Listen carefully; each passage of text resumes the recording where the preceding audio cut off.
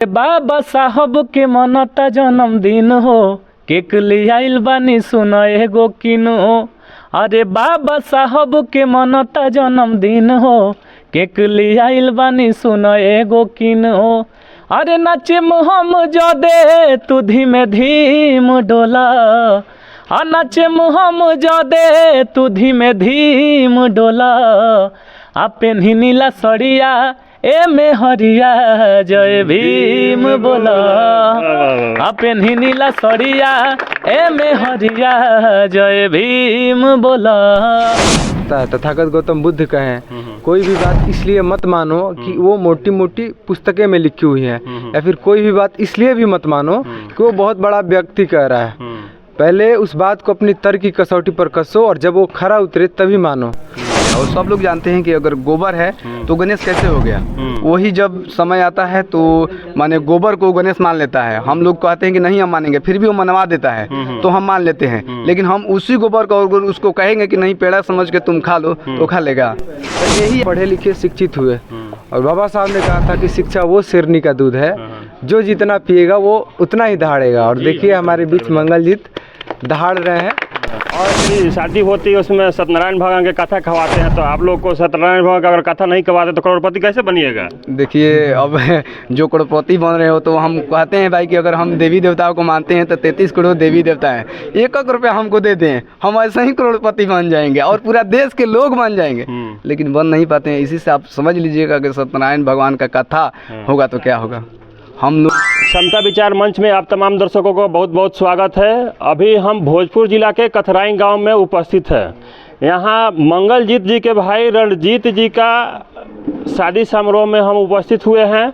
यहाँ बताया जा रहा है कि ये लोग अपने भाई का शादी ब्राह्मण विधि से ना करके बौद्ध विधि से कर रहे हैं। मंगलजीत जी आपका बहुत बहुत स्वागत है मेरे चैनल में। थैंक यू, बहुत बहुत आपका धन्यवाद भी। आप हमारे यहाँ आए और तमाम जो शादियाँ हो रही हैं और हमारे यहाँ जो बौद्ध धर्म से हो रही शादी उसको दिखाने की काम किया। अच्छा, आपको ऐसा क्या लगा कि जो ब्राह्मण विधि से शादी होती है और आप लोग बौद्ध विधि से शादी करा रहे हैं, आखिर क्यों करा रहे हैं? देखिए जो ब्राह्मणवाद है, ब्राह्मणवाद में आप स्पष्ट रूप से जो पाखंडवाद है, आडंबर है, जहाँ कहा जाता है कि गोबर का गणेश, समझिए छोटी सी बात है कि गोबर का गणेश वो लोग मानकर उसको पैसा ऐंठने की हम लोग को काम करते हैं। और सब लोग जानते हैं कि अगर गोबर है तो गणेश कैसे हो गया। वही जब समय आता है तो माने गोबर को गणेश मान लेता है। हम लोग कहते हैं कि नहीं हम मानेंगे, फिर भी वो मनवा देता है तो हम मान लेते हैं। लेकिन हम उसी गोबर को अगर उसको कहेंगे कि नहीं पेड़ा समझ के तुम खा लो तो खा लेगा।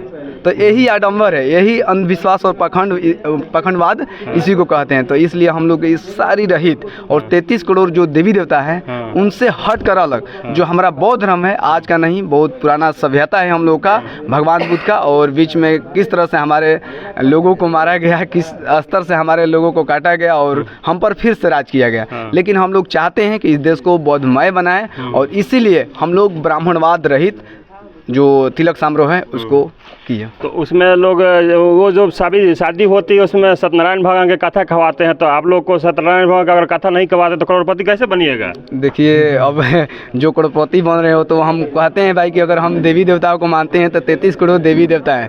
1 रुपया हमको दे दें, हम ऐसे ही करोड़पति बन जाएंगे और पूरा देश के लोग बन जाएंगे। लेकिन बन नहीं पाते हैं। इसी से आप समझ लीजिएगा कि सत्यनारायण भगवान का कथा होगा तो क्या होगा। हम लोगों को चाहिए जैसे भीम चर्चा आप सुने तो इसी तरह से लोगों को भी चाहिए कि भीम चर्चा करें। जो हमारे लिए हक अधिकार के लिए लड़े हैं उनको पूजे। देवता यानी देने वाला, ये सारे लोग हैं वो देवता हैं, लेते हैं खाली, देते कुछ नहीं है। लेकिन बाबा साहेब भीमराव अम्बेडकर जी हैं बिना मांगे अब बिना कुछ लालच के हम सबको अधिकार देंगे। अच्छा, एक चीज़ और बताइएगा कि सारी दुनिया है जो कि लगन में शादी करती है, आज आप ऐसे दिन को शादी करें कि आज के दिन के लगन नहीं है, इस विषय में क्या कहना है? जी देखिए तमाम लोग अभी हम कुछ उदाहरण भी पेश करेंगे। 7वां महीना में लगभग आपका 19 तक शादी है, माने ब्राह्मण के पत्र के अनुसार, उसके जो वेद पुराण है उसके अनुसार। तो आप भी बताइए कि जो 7वां महीना होता है वो रोपनी का दिन होता है, यानी बरसात का दिन होता है। लगभग 99% चांस रहता है कि बारिश होगा ही होगा। लेकिन जो अभी वर्तमान है 99% चांस है कि बारिश नहीं होगा। अगर मैंने उस सारी विधि व्यवस्था से हट कर शादी की है तो आज शायद वर्षा होना चाहिए। आप सामने है, देख रहे हैं कि कितना बेहतरीन तरीका से हम लोग का कार्य सफल हुआ। हाँ। अच्छा, आप और जब शादी होती है जो पंडित जी से लोग पतरा दिखाते हैं, पतरा दिखाना कहाँ तक सही मानते हैं उसको? सब पाखंड है, पैसा ऐंठने का एक जो कहा जाता है ब्राह्मणवाद का एटीएम ना, तो उसी एटीएम के तहत इन लोग का हाथ है, पैसा ऐंठने का काम करते हैं। मैंने आप पतरा नहीं दिखाए हैं शादी में? ये कभी नहीं, हम अपने से खुद मैंने एकदम क्लियर आपको बोल रहे हैं कि हम किसी को नहीं बुलाएं, खुद अपना से हम दिन रखे हैं भैया का, एक बात समझ लीजिए। चलिए मंगलदीप जी, बहुत बहुत धन्यवाद। अब आइए थोड़ा सा हमारे पास हैं भीम आर्मी के जिला अध्यक्ष नौजवान साथी, थोड़ा सा इनसे बात करते हैं। ऋषि भैया, बहुत बहुत स्वागत है आपके चैनल में। आपको भी धन्यवाद, आपके पूरे दर्शकों को भी धन्यवाद। चलिए भैया, हमको थोड़ा सा बताइए कि ये शादी और शादी की अपेक्षा कैसा लगता है आपको? देखिए, ये भारत देश है और इसमें बाबा साहब का लिखित संविधान लागू है। ये गणतांत्रिक देश है, सभी लोग स्वतंत्र है, जो चाहे जैसा अपना जो है जो रीति रिवाज मानना चाहे वो मान सकता है। और अन्य जो लोग हैं अन्य तौर तरीका से जो है ये तरीका मुझे अच्छा लगता है। अच्छा, ये जो शादी ब्याह में जितना सारे पखंड करवाया जाता है, जैसे कि भाई जी बताए कि गोबर को पूजा करवाया जाता है, दूब घास को पूजा करवाया जाता है, ये सब बात कहाँ तक सही है? देखिए, इंसान जो है जैसे जैसे शिक्षित होता है वैसे वैसे अपनी तर्क की कसौटी पर जो है अपनी बात को कसता है। तथागत गौतम बुद्ध कहें, कोई भी बात इसलिए मत मानो कि वो मोटी मोटी पुस्तकें में लिखी हुई है, या फिर कोई भी बात इसलिए भी मत मानो कि वो बहुत बड़ा व्यक्ति कह रहा है। पहले उस बात को अपनी तर्क की कसौटी पर कसो और जब वो खरा उतरे तभी मानो। तो मंगलजीत जी जो भी जितनी परंपराएं थी उस परंपराओं को जो है अपने तर्क की कसौटी पर इन्होंने कसा और वो जो है वो चीज़ इनको उचित नहीं लगा, तो ये अपना एक अलग तरीका इन्होंने बनाया, क्योंकि ये पढ़े लिखे शिक्षित हुए।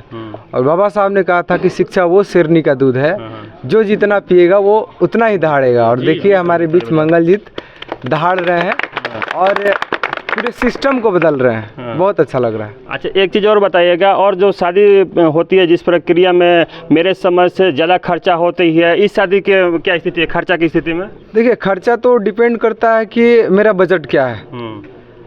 और दूसरे जो तौर तरीके हैं शादी का, उसमें जो है ना चाहते हुए भी लोगों का मतलब पैसा खर्च होता है ना चाहते हुए भी। और इन्होंने जो तरीका अपनाया ये वही खर्चा होगा पैसा जहाँ ये चाहेंगे, तो ये इनके अकॉर्डिंग ये शादी जो है ये हो रहा है। चलिए, बहुत बहुत धन्यवाद ऋषि भैया। अब थोड़ा सा हमारे पास एक नौजवान साथी है विकास राव जी, जो कि ये काफ़ी चर्चित चेहरे हैं, थोड़ा सा इनसे भी बात करते हैं। विकास जी, मेरे चैनल में बहुत बहुत स्वागत है। जी जी, आपके दर्शकों सभी को स्वागत है और बहुत बहुत धन्यवाद है आपको भी कि आए यहाँ पे।